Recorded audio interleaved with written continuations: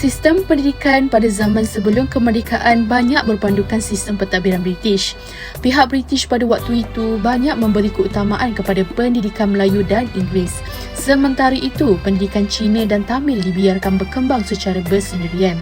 Walaupun sekolah vernakular Melayu ditubuhkan, tetapi pihak British kurang mengambil berat kerana bimbang kedudukan mereka tergugat jika pihak rakyat tempatan mendapat pendidikan tinggi.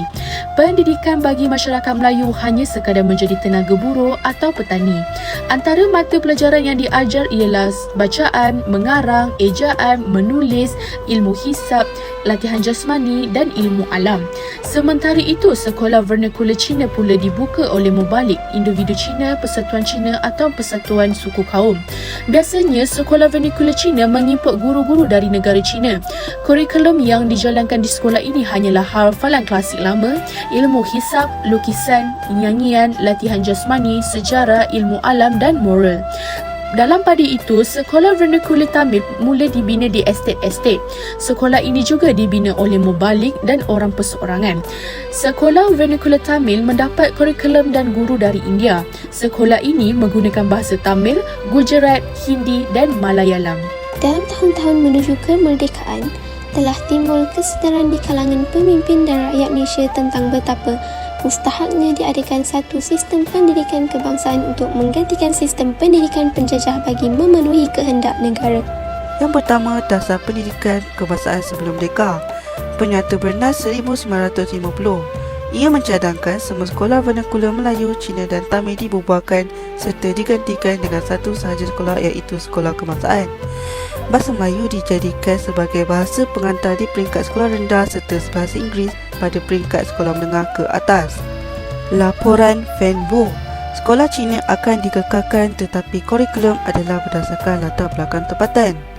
Ordinans Pelajaran 1952. Dasar pendidikan ini tidak dapat dilaksanakan kerana tentangan masyarakat Cina dan India yang kekurangan kewangan dan ancaman pengganas komunis. Kedua, Dasar Pendidikan Semasa Merdeka. Akta Pendidikan 1996, iaitu menjadikan Malaysia sebagai pusat kecemerlangan pendidikan yang bermutu tinggi serta bahasa kebangsaan juga dijadikan sebagai bahasa pentadbiran sistem pendidikan kebangsaan. Dasar Pendidikan Kebangsaan 1999. Dasar ini dapat menyatukan kanak-kanak yang berbilang kaum ketika waktu persekolahan serta dapat memperbaiki kemudahan penyelidikan, perancangan serta pelaksanaan dalam sistem pendidikan. Ketiga, Dasar Pendidikan Kebangsaan Selepas Merdeka.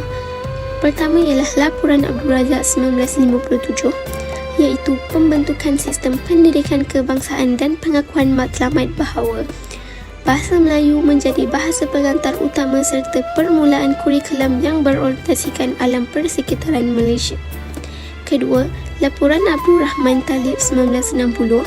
Akta ini menyatakan bahawa bahasa Melayu sebagai medium perhubungan di Malaysia, ia juga bertujuan untuk menyeragamkan sistem peperiksaan dan persekolahan.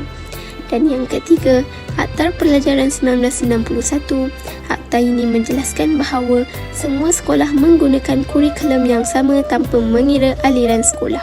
Bahasa Melayu juga digunakan sepenuhnya dari sekolah rendah ke sekolah menengah hingga ke institusi pengajian tinggi. Yang pertama, Sekolah Kebangsaan dan Sekolah Vernakular. Sekolah rendah yang dibayari oleh kerajaan terbagi kepada dua jenis, iaitu Sekolah Kebangsaan dan Sekolah Jenis Kebangsaan. Bahasa Melayu digunakan sebagai bahasa pengantar di sekolah kebangsaan, manakala bahasa Mandarin dan bahasa Tamil digunakan sebagai bahasa pengantar di sekolah jenis kebangsaan. Perkembangan terkini, sekolah aliran kebangsaan turut memperkenalkan kelas-kelas bahasa Cina atau Tamil kepada para pelajar yang majoritinya Melayu. Transformasi dalam pendidikan negara menunjukkan komitmen kerajaan ke arah memupuk perpaduan kaum dengan lebih berkesan.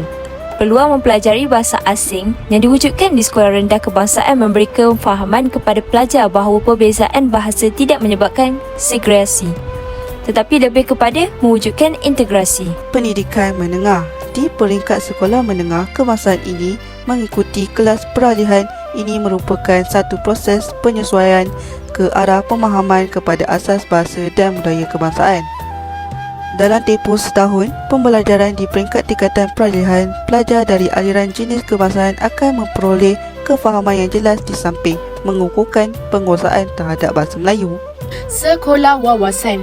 Sekolah wawasan ialah sekolah rendah yang berkonsepkan belajar bersama-sama dalam satu kawasan yang sama tanpa mengira kaum atau agama.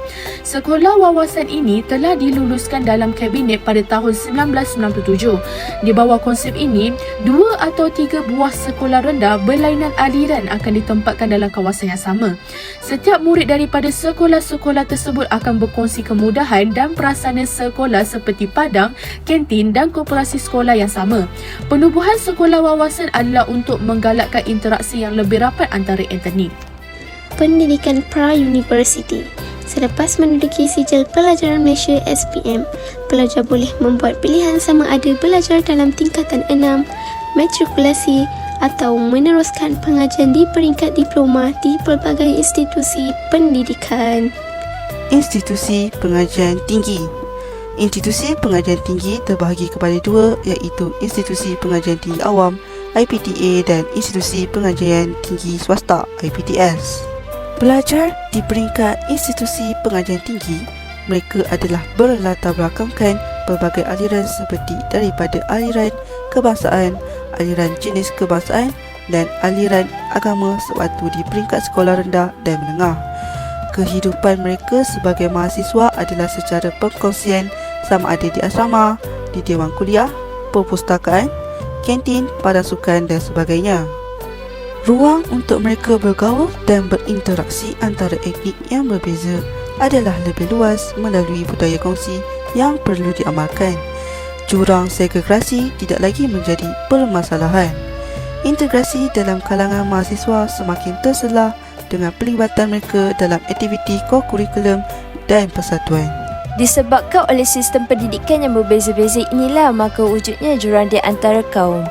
Perbezaannya bukan sahaja dari segi bahasa pengantar, tetapi juga terdapat perbezaan sukatan pelajaran antara sekolah Melayu, sekolah Inggeris, sekolah Cina dan sekolah Tamil.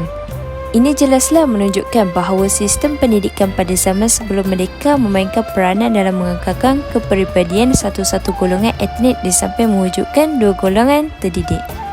Golongan ini ialah golongan yang mempelajari Inggeris dan mempelajari vernacular yang mempunyai pandangan dunia yang berbeza. Perkara ini menjadikan satu cabaran yang amat besar kepada pemimpin ketika itu untuk mewujudkan perpaduan di antara kaum di negara kita. Di sinilah pendidikan memainkan peranannya dalam menyatukan semua rakyat berbilang kaum di Malaysia. Maria binti Zainal Abidin. Antara yang saya pelajari ketika menyiapkan proposal video ini ialah dapat meningkatkan pengetahuan saya mengenai kepentingan memperkasakan sistem pendidikan ke arah matlamat yang dituju. Bertujuan untuk menjadikan Malaysia sebagai sebuah pusat kecemerlangan yang bermutu tinggi. Saya Siti Nur Syakina binti Kamaruddin. Pada pendapat saya daripada kajian yang telah dikaji ini, saya mempelajari bahawa pemerkasaan pendidikan ke arah kesepaduan sosial sangat penting untuk pembangunan negara dari segi keharmonian dan keamanan. Tanpa elemen ini, kesepaduan rakyat akan menuju ke arah negatif. Saya Natasha binti Muhammad Rahim. Perkara yang saya dapat hasil daripada kajian ini adalah kita perlulah bersikap terbuka kepada semua tanpa ada diskriminasi antara kaum, bangsa dan agama. Oleh hal yang demikian, kita perlulah memberi kesedaran kepada masyarakat akan kepentingan pemerkasaan pendidikan ke arah kesepaduan sosial. Saya Aina Nirina binti Zakaria. Daripada projek video ini, saya dapat menghayati kepentingan sistem pendidikan sebagai alat untuk memupuk perpaduan kaum di Malaysia. Saya juga ingin mengucapkan ribuan terima kasih kepada rakan